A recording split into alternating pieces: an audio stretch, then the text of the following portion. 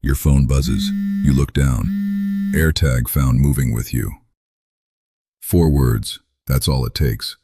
4 words and suddenly nothing about your day feels normal anymore. Because somewhere right now, on your car, in your bag, tucked into a crack you'd never think to check, someone planted a device. And they have been watching your every single move. Tonight I have 3 real stories from people who received that exact notification. 3 ordinary people who thought they were just going about their normal lives. For all 3 of them, it was only the beginning. This happened to me in late November of 2024. I was 18 years old. I was at the Walden Galleria Mall in Buffalo doing my Christmas shopping early like I always do. I genuinely love the mall during the holidays. The decorations, the music, the energy in the air. Something about shopping when that Christmas feeling is everywhere just makes everything feel warmer and more exciting. I remember feeling completely relaxed that day, genuinely happy. I already had 3 bags with me: Victoria's Secret, Zara, Sephora. Got my brother and dad something from Zara. Got my sister and mom things from Sephora. Treated myself to a few things too. I had been walking around for hours at that point and my feet were starting to ache. So I found a bench not far from the tall Christmas tree the mall puts up every year and sat down to rest. The mall was starting to empty out. Closing time was approaching and the crowd was thinning with every passing minute. That's when he sat down next to me. He cracked a joke immediately. I laughed without even thinking. He seemed so completely harmless. An older man, maybe around 62, a little on the thin side. Ironically, he reminded me of a skinny Santa Claus. We talked for a couple of minutes and most of it was forgettable small talk. But 2 things stuck with me afterward. He mentioned he had been coming to this mall since the day it first opened, and that he was genuinely afraid it might shut down one day. There was something almost sad about the way he said it, and I remember feeling a little sorry for him. Then he looked at me and said I reminded him of his daughter. He pulled out his phone and showed me a picture. I looked at it and felt something shift slightly in my chest. The girl in the photo looked absolutely nothing like me. She also looked nothing like him. She appeared to be around 18 years old, and this man looked old enough to be her grandfather, not her father. I smiled and nodded anyway because I didn't want to make things awkward. Eventually, I decided it was time to go. I got up slightly awkwardly, said goodbye, and walked away without looking back. I always avoid awkwardness whenever I can. I found my car, started the engine, and began the 10-minute drive home. My brother Cody was out that night. He goes to the University of Buffalo and almost always goes out on Thursday nights. This night was no exception. I'd be alone. I turned into our cul-de-sac. It's not your typical wide-open court. It has a circular patch of grass with trees in the center, almost like a roundabout. I looped around toward the house, and right as I was about to pull into the driveway, my phone buzzed on the seat beside me. I glanced down at the notification. AirTag found moving with you. My stomach dropped so fast it felt like the floor had disappeared beneath me. I didn't pull into the driveway. Something instinctive stopped me. I looped back around and drove down the street instead. I needed to find this thing before I led whoever was tracking it directly to my front door. I pulled over and figured out how to make the AirTag emit a sound. My fingers were already trembling slightly as I held my phone. I was half expecting to hear beeping from somewhere outside the car, maybe stuck under the bumper or hidden in the wheel well. Instead, I heard it coming from one of my shopping bags. I dug through it with shaking hands, and the moment my fingers closed around that small disc, I felt genuinely nauseous. Like my body understood the danger before my brain fully caught up. I sat there holding this tiny white device that had been sitting in my Sephora bag the entire drive home, tracking every turn I made, feeding my location to someone I couldn't see. I threw it out the window, put the car in drive, and floored it back to the house. My heart was slamming so hard I could feel it in my throat. I tried to pull into the garage to hide my car, but my mom's car was already inside. I had no choice but to leave it sitting in the open driveway. I ran inside, locked the front door, and immediately called Cody. I told him what happened. He said if anyone comes to the house, call him right away." The way he said it made everything worse. He wasn't joking. But I could also hear in his voice that he'd been drinking. I went to the living room and turned on the TV. I told myself it was over. The device was gone. Whoever it was would have no way to find me now. I took a long, slow breath and tried to convince myself I was safe. But I wouldn't be telling this story if it ended there. The doorbell rang. The sound hit me like a physical blow. My whole body went rigid. It was like some part of me had been bracing for it without realizing. Right after the doorbell came 3 loud, slow, deliberate knocks. I crept toward the door, practically tiptoeing. I was holding my breath without even realizing it. Through the textured glass, I could make out a figure standing on the other side. Then a muffled voice came through.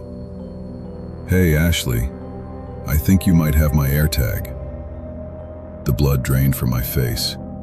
He knew my name. It hit me all at once. It was him, the man from the mall.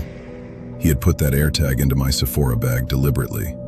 He had followed me all the way home. When he saw me through the glass, he called out that he promised it was an accident, that he must have dropped it in my bag by mistake. I felt a cold wave of rage and fear wash over me at the same time. I didn't believe a single word. Even if that were somehow true, the AirTag wasn't in my house. I had thrown it out the window down the street, which meant he had followed me home and watched me go inside regardless of where the device ended up. I called Cody again with shaking hands. At first he laughed, thinking I was exaggerating. When he heard my voice properly, he went completely quiet. He said he was leaving right now, 10 minutes, maybe less. I looked back at the door. The figure was gone. The glass showed nothing but the empty porch. I exhaled shakily and pressed my back against the wall, trying to slow my breathing down. Maybe he left. Maybe he panicked and ran. I went back to the living room and turned the volume up on the TV, filling the silence with something. I kept my eyes on the door and counted the minutes. Then out of the corner of my eye, I caught movement. I turned toward the window. My entire body went cold. He was standing right outside the glass, face pressed directly against it, staring in at me. And when he saw me notice him, he smiled. I felt my legs go weak beneath me. That smile is something I will never stop seeing. He lifted his hand slowly and tapped the glass once, then twice. Then in a low, completely calm voice that made my skin crawl from the inside out, he said, "Don't pretend you don't know I'm watching you." I screamed into the phone at Cody. I could barely form words. I called 911 and stayed on the line while that man stood outside my window smiling at me like this was a game he was enjoying. I locked myself in the back office, the only room with no windows facing the front, and sat on the floor with my knees against my chest, listening to every sound in the house. A few minutes later, I heard Cody's car pull in. He ran inside and we both looked at the window together. The man was gone. The police officer who responded searched the area thoroughly but found nothing. No footprints, no evidence, nothing to prove he had ever been there at all. I remember sitting on the couch afterward feeling completely hollowed out, like something had been taken from me that I'd never fully get back. The officer gave me a police report number and suggested I contact Apple to try to track the device's owner. I tried the next day, but it turned out to be a far more complicated legal process than I expected. And when a couple of weeks passed without anything further happening, I slowly let it go. Maybe he saw Cody and the police arrive and decided never to return. But what I keep coming back to even now, no matter how hard I try to leave it behind, is that photograph. The girl on his phone. She looked around 18. She looked nothing like me. She looked nothing like him. I hope with everything I have that it was just a random photo he pulled from the internet. I genuinely cannot allow myself to consider what it might mean if it wasn't. I no longer live where this happened. That's the only reason I'm comfortable talking about it now. I had recently moved to a new city for a work promotion. Nothing dramatic, just your standard mid-sized city. I was still getting used to everything. The apartment, the commute, the rhythm of a new place where I barely knew anyone yet. It was a Tuesday evening, a 15-minute drive home from work. I was listening to a podcast, completely unwinding from the day, when my phone buzzed on the dashboard. I glanced at it. AirTag found moving with you. I felt a small jolt of unease, but honestly almost laughed it off. My first thought was that someone had dropped their keys in the work parking lot and I had driven past them. Or maybe a friend was pranking me. I actually smiled for a second. Then I opened the notification and read the full details. The AirTag had been moving with me for over an hour. The smile disappeared immediately. A cold, creeping feeling started working its way up from my stomach. That meant it had been in my car before I even left work. Someone had placed it there while my car was sitting in the parking lot and had been tracking every single turn I made on the way home. I checked the back seat while still driving, reached under the passenger seat, opened the glove compartment, pulled over briefly to check the trunk. Nothing, absolutely nothing out of place. But my phone kept insisting the device was there. I gripped the steering wheel tighter and tried to think clearly, but my mind kept jumping ahead to conclusions I didn't want to reach. I had no real choice but to keep driving home, which meant I was about to lead whoever planted this thing directly to my apartment. I told myself the building had decent security, that knowing where I lived didn't mean they could actually get to me. I tried very hard to believe that. Once I got home, I searched the car again, more thoroughly this time. Checked every pocket, every seam, every compartment. Still nothing. I went inside and tried to research what to do. I thought about calling the police, but talked myself out of it. I remember sitting at my kitchen table, staring at my phone and feeling completely alone in a way I hadn't felt in a long time. What was I supposed to tell them? That I received a notification but couldn't find any device? There was nothing to show them. No evidence, no suspect, nothing. I barely slept that night. The next morning I drove to work and received the notification again when I arrived. I stared at it for a long moment, then locked my phone and put it face down on my desk. I spent the entire workday completely unable to focus, running through every person I could think of who might have done this. Ex-boyfriends, guys from work, friends of friends, anyone who had ever seemed a little too interested. I came up with nobody. Not a single person in my life who I could imagine going this far. That evening I told myself I wasn't leaving the car until I found it. I spent nearly an hour going through every inch of that car. Every crack, every gap, every space too small to seem worth checking. I had already searched most of it twice, and I was starting to genuinely question myself. Then I ran my hand slowly along the seam where the back seat meets the rear panel. My fingers hit something solid. I already knew what it was before I pulled it out. My hand went completely still for a moment. I sat there in the back seat of my own car, holding this tiny disc in my palm, understanding for the first time that someone had physically gotten into my car, had touched my things, had pressed this device deliberately into a gap far enough in that I'd missed it twice. I felt exposed in a way I had never experienced before, like the walls around me had suddenly become transparent. I took the battery out instead of destroying it. Evidence, I kept telling myself. Keep it as evidence. I set it on the kitchen counter and stared at it for a long time. That night I lay awake going through every person again.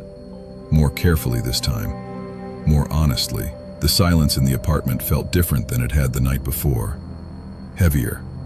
Like something had changed that couldn't be changed back. I came up with no one.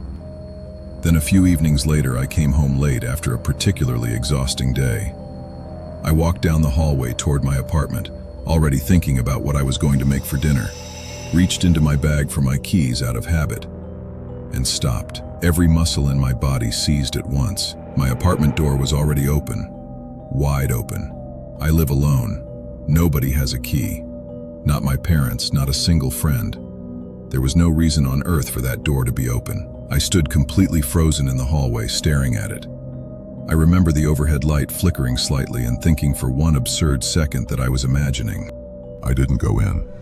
Every instinct screamed at me not to take a single step through that doorway.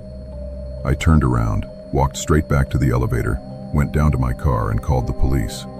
They arrived and swept the entire apartment, every room, every closet, under the bed, behind every door. No one was there. But what disturbed me far more than that was what they didn't find. No fingerprints, no sign of forced entry, no scratches on the lock, nothing broken, nothing moved, nothing taken. Not a single piece of evidence that anyone had ever been inside at all. I sat on the couch while they asked me questions, and I remember feeling like the floor was slowly tilting, like the version of reality I had always trusted was quietly coming apart. I showed them the AirTag and told them everything, the notification, the device I had found in the back seat, all of it. They kept asking if I had a history of being stalked, if I knew anyone who might want to frighten me, if there was anyone from my past I was concerned about. I shook my head to every single question, and each time I did, I felt more and more helpless. I moved out not long after. Things went quiet once I left and have stayed quiet since. I'm fairly certain whoever it was never followed me to the new place. But there is one thing I cannot move past. No matter how much time passes, no matter how many times I try to rationalize it or find some other explanation, that apartment door was not kicked in. It was not broken into. There was no damage anywhere. It was opened with a key that nobody else should have had.